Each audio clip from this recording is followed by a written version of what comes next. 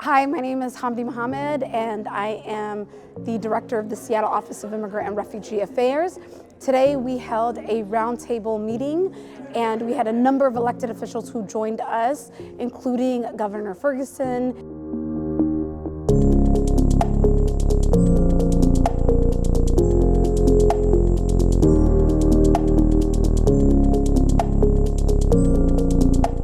And this roundtable discussion was in response to a lot of the hateful rhetoric that is specifically coming out of the White House, coming from the US president, targeting our Somali American community. I want to acknowledge that there are many families and workers that are going through really difficult times right now. There's a lot of fear, misinformation circulating all over our communities. Today's meeting was requested by many folks, but specifically the drivers union, Teamsters 117, elevating the concerns that they're specifically seeing with the increased presence of ICE in showing up at Uber and Lyft parking lots, as well as in the South Seattle, South King County area, the small businesses in those communities, and this being an unusual presence for that community in particular. I want to just acknowledge that. I want to appreciate you as the drivers union for this meeting on today, and it is good to be in the fellowship in the community with all of you leaders. I want you to know that our union, SEIU 925, we represent over 19,000 service employee workers, and a lot of them, over 3,500 of them, are family childcare providers. And as you all know, with the insight of what our president has been stating that has caused rhetoric and negative actions towards folks, we're right now, as we speak, I've been getting text messages about folks coming out to our family childcare providers, questioning them, saying that they are the media. They are harassing them as we speak. I do think the issue of, folks who are being harassed, right, at their home, that's something that we need to be exploring, working with our state partners on that to see what's possible. Are people crossing the line into something that's unlawful conduct, right? That is something we should be taking very seriously, right? And so we have a lot of folks here who have a lot of expertise in that area who I'm sure will be having those conversations. This latest threat, especially with certain rhetoric that is coming from the White House, is very concerning, because not only is it an attack towards it's a layered attack. Not only are we being attacked because we are Muslims, not only are we being attacked because of the skin tone, our skin tone, but we're also being attacked for our ethnicity. And there's special target towards Somali community. And as Brother Mahmoud mentioned earlier, majority of Somali community have come here to the United States as refugees. Last night I was up until 2 a.m. Trying to calm down the community members, especially childcare providers, because there's certain individuals that have taken up online to essentially try to police the community. And this morning there was video footage and coverage from security footages and cameras from my mother's house, from my neighbor's house, of citizens, regular citizens, recording and demanding answers from childcare providers. It is very dangerous, especially childcare homes going online and spewing this type of hatred and discrimination and attack. A segment of our community in Washington State have been targeted, profiled, and described in the most horrific manner.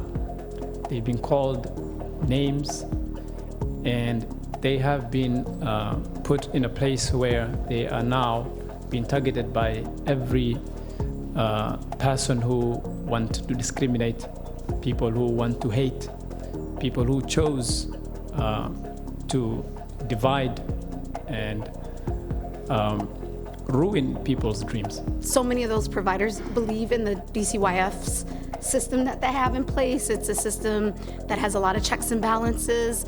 There's systems in place to audit childcare providers, we trust those processes, but there is a lot of misinformation about that, and people do want to take matters into their own hands around auditing and wanting to show up to people's properties, and that is very dangerous. And so I just want to underscore what you're saying. I hear you.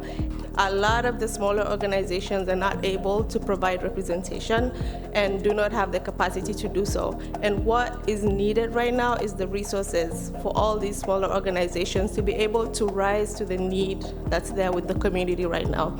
So I've been here for two reasons: to listen from you all in community, to hear what's going on, and second, to let you know that you have an ally in the Seattle City Attorney's Office.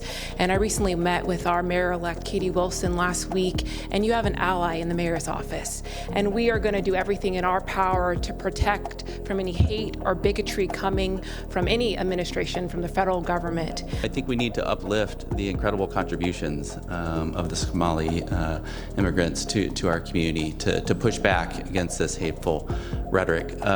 Super concerning to hear about. I think what we see is this hateful rhetoric is resulting in community members showing up outside of people's businesses, outside of people's homes, and we certainly need to coordinate better as a city, perhaps to coordinate with our police department to make sure that people are safe in their homes, they're safe in businesses from potentially outsiders coming into our community to spread this hate. Thank you to all of the leaders who are out there in the community every single day, dealing with rhetoric that we know is not right, that we don't deserve to hear in our communities. And I think you said it best in, you are fighting not just as a Muslim, as a black woman, as a Somali, but fighting with community that is being impacted every single day. So I just want you to know that as a community member, as a fellow Muslim, I'm here with you, but as a legislator, we are going to fight for the community. What's going on with the Department of Justice now is unrecognizable from the professionalism, the ethics, and the standards that we knew under previous administrations. This is an aberration. This is not how the Department of Justice should be run. This is not how the federal government should be run. This is not leadership. In Tukwila, and it's been mentioned the diversity we have, that diversity is what makes Tukwila. You, me, together, we are Tukwila. And we stand together. So I stand against the rhetoric that comes out of the White House. That is not who we are, nor is it who we want to be. Based on everything that everyone is saying, legislation, our office has the hate crimes bias incident hotline. I think that our people should be calling that if this is happening, if they're being doxxed, if someone's showing up at their door. I would also hope that there's trust in being able to call local law enforcement. That is one of the things that Keep Washington Working did. Many of young people supposed to come and shop, not shopping right now. So there's a lot of consensus. We already have many elected officials in the room, mayor's office, and labor standards as well. I just want to make sure you take consideration. We're not in ordinary times right now. I am, a week ago, I was going on a Costco run, and my niece reminded me to make sure I bring my passport along. This is a 14-year-old born in the U.S. The Somali community, the Afghan community, the Muslim community, we are under attack. Make no mistake about it. This is happening at all levels. Driver unions are feeling this. Our Uber drivers are feeling this. There's also a lot of hate with passengers that are riding the Uber drivers. This is a revolving door hate. Yesterday it was the Mexicans, it was the Haitians, it has been the Palestinians, it has been, every community. It is, I don't know who will be the next, but today it is about the Somali community.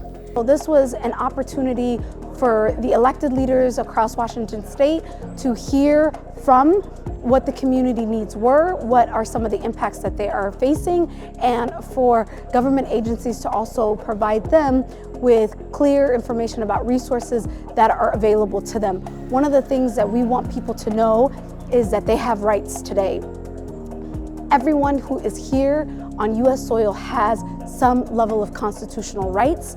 You have the right to remain silent if you are being questioned by any federal agent, whether that is ICE or even local police. We want people to know their rights, to feel empowered, and to be able to protect themselves, their communities. We are in unprecedented times where we are seeing increased hate all across the country, and we are condemning those types of hateful rhetoric, especially that is coming from President Trump. We condemn his hateful rhetoric. We believe it's un-American. It goes against our democracy. We believe that people who are here in the United States, regardless of what their immigration status may be, that they deserve respect, that they deserve dignity, and that they feel welcomed wherever they may be.